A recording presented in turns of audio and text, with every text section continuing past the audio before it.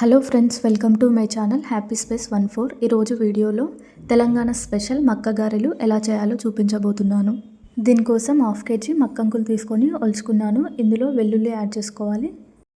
అలాగే ధనియాలు, ఆనియన్స్, స్పైసీనెస్కి తగినంత పచ్చిమిర్చి, ఎండుమిర్చి యాడ్ చేసుకోవాలి. అండ్ ఇందులో ఒక 4 లవంగాలు వేసుకోవాలి. అలాగే ఇందులో ఒక 4 లవంగాలు వేసుకోవాలి. 1 స్పూన్ జీలకర్ర అండ్ టేస్ట్కి సరిపడినంత సాల్ట్ వేసుకోవాలి. ఇదంతా కూడా కొద్ది కొద్దిగా మిక్సీ జార్లో వేసుకొని వాటర్ లేకుండా మిక్సీ పట్టుకోవాలి. అలా అయితేనే గారెలు టేస్ట్గా వస్తాయి.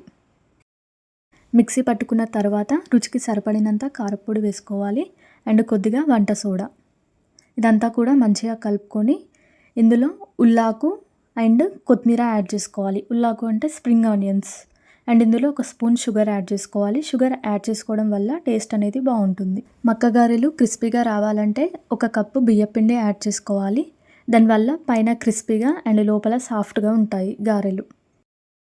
పిండిని ఒక చిన్న ముద్దలాగా తీసుకొని కవర్ పైన ఇలా రౌండ్గా ప్రెస్ చేసుకోవాలి.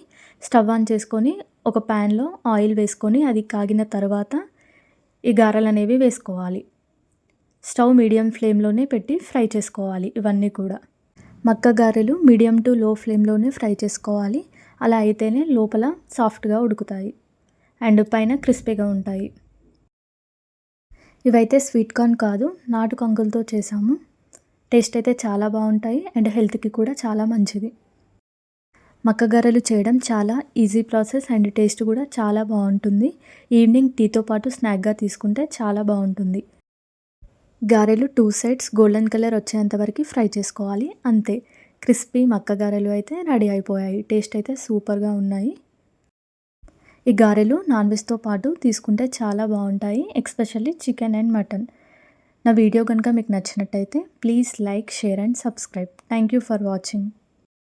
అండ్ ఒకసారి ఈ రెసిపీ కూడా ట్రై చేయండి.